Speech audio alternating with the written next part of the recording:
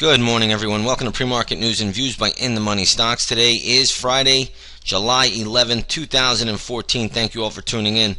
We're going to start off with the S&P 500 E-mini spiders, and what you're going to see here is that the market is basically trading higher by about 2 points to 1959 3/4 per contract.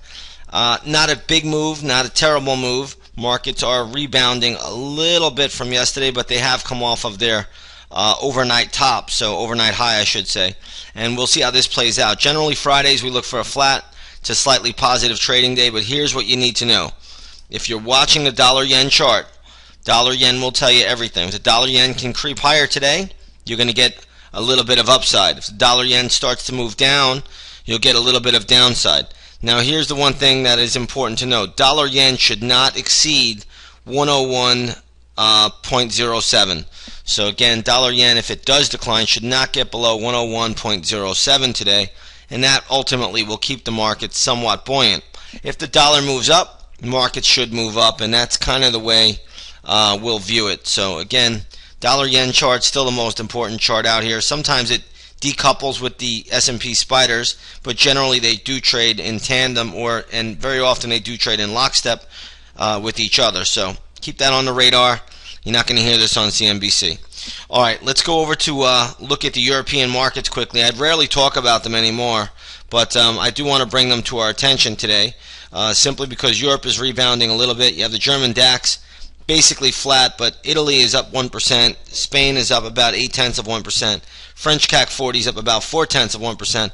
And the London FTSE 100, remember England can print their own money, they're up about 0.1%. So not a big deal there, but Europe is holding up this morning on a Friday, so we want to respect that, at least at the moment. And we'll see how it plays out. All right, let's get into some stocks here. First, we're going to start off with RCII. This is Rent-A-Center. All right, so this stock is just getting absolutely annihilated. The stock closed at $29, I believe, in 6 cents. It's now trading at $25.50. I will have gap levels for this in the chat room. So 9 o'clock in the morning, those levels will be posted up. We will try to trade Rent-A-Center today. I will have some gap levels for this one posted up in the chat room right at 9 o'clock. So again, that's what we'll look for. Next big stock here that's making a move today, or in motion today, is Wells Fargo. Wells Fargo just reported earnings a little while ago. I can't make heads or tails out of these numbers from the banks, to be honest. And who can? Who really believes it anyway? But either way you slice or dice it, the stock is sliding down a little bit. It's right now trading at $51.60. I like the level on Wells Fargo at $50.53, maybe 50-50. Right around there is when you where you can trade Wells Fargo for a bounce. So keep that on the radar today. Wells Fargo right around $50.50, give or take a few pennies. That's where your bounce will come in if the stock does trade down to that level. So keep that on the radar. But I do like Wells down here at $50.50. Should be excellent support. All right, let's take a look at, and remember, that's just for a scalp bounce. A scalp bounce is nothing more than a day trade lasting between 10 and 30 minutes. Let's take a look at L'Oreal. L'Oreal's trading higher today. Stock closed at $62.44. This is the tobacco company. It looks like Reynolds American confirmed a merger with L'Oreal, so that deal is going to go through. So they're basically going to get bought out by Reynolds. Right now, the stock's trading at $66. To be honest, if it can get to a new high, it has upside to maybe $69, but I don't even know if that's going to happen today. So I would not short it, would not get in front of it. And again, if you own it, just trail your stop loss. That's the best way to play this company. But it looks like Reynolds American has confirmed a merger with L'Oreal, and that supposedly is official. So we'll see how it trades out. But again, you know, it can go as high as 69. Let's take a look at Fastenal. I believe they came out with earnings as well. Stock is not doing anything. Closed at $49.14. It's trading right now at $47.70. So there's not a lot we would do with it. The only level that would really interest me with Fastenal would be around $45.35. So keep that on the radar today. I don't know if it'll get down there, but if it does get down to $45.35, that's a level I'll be looking to snatch it up for an intraday scalp play. Remember, a scalp play is nothing more than a day trade lasting between 10 and 30 minutes. Once you're in the money, you can always trail your stop loss and hold it all day long if you want. But that's the way you have to play it. Next one in the news is Whirlpool. Whirlpool has been swirling lower almost every day. The stock has really come off of its highs beginning around the start of the new year. And right now, Whirlpool's trading around $139.17. Yesterday it closed at $139.21. Now, what's a big deal about Whirlpool? Nothing really, but the company did make an acquisition today. So they did buy, I believe, a European company for a little bit over $1 billion. That may not be a lot of money, but nonetheless, it can move the stock. So let's keep Whirlpool on tap today. Level I have for support for Whirlpool, 134.12. So we'll see if it gets down there. You could play it for a scalp bounce at that level, 134.12. $134.12. Let's take a look at RDN Group. This is the mortgage insurer.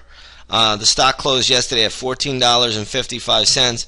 It's now trading back down to $13.60. This is not a pretty picture to see this today in this stock, but I do have a little bit of support around $12.62. So if it gets down there, watch for intraday support around $12.62. But all in all, pretty good little decline in RDN Group, ticker symbol RDN, and again closed at $14.55, now trading at $13.60.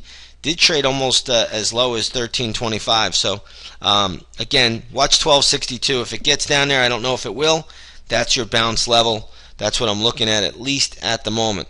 There are a few other equities out here, but the volume trends are very, very tricky. I'm not seeing high volume. I'm only trying to bring the equities in here that have actual volume, and the stocks that I see with volume, that's the ones I'm going to mention. If I don't see any volume out here, I'm really just going to skim over them and leave them alone. So again, we'll see where this market goes today. We'll see how it plays out. Generally, the dollar-yen chart will tell us everything we need to know. If dollar-yen stays flat to slightly positive, markets will be flat to slightly positive.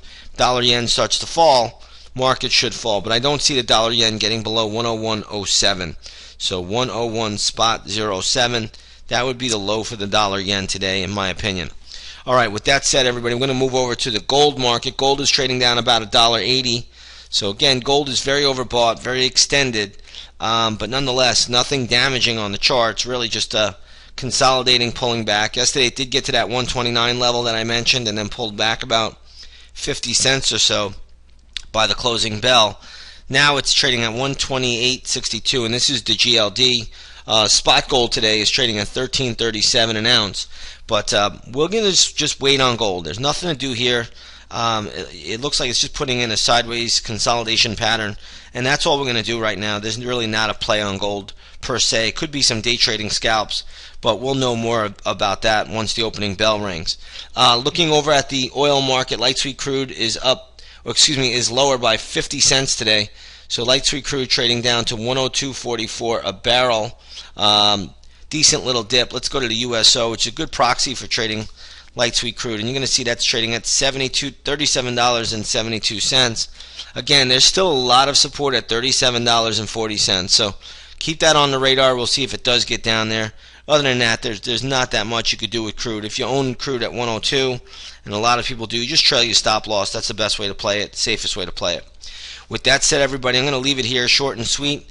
Again, futures right now just up $1.75, so they have pulled in a little bit, but all in all, maybe we'll see a flat market. It really just depends on the dollar-yen chart. I want to wish you all a great trading day, great weekend, and we will see you on the charts.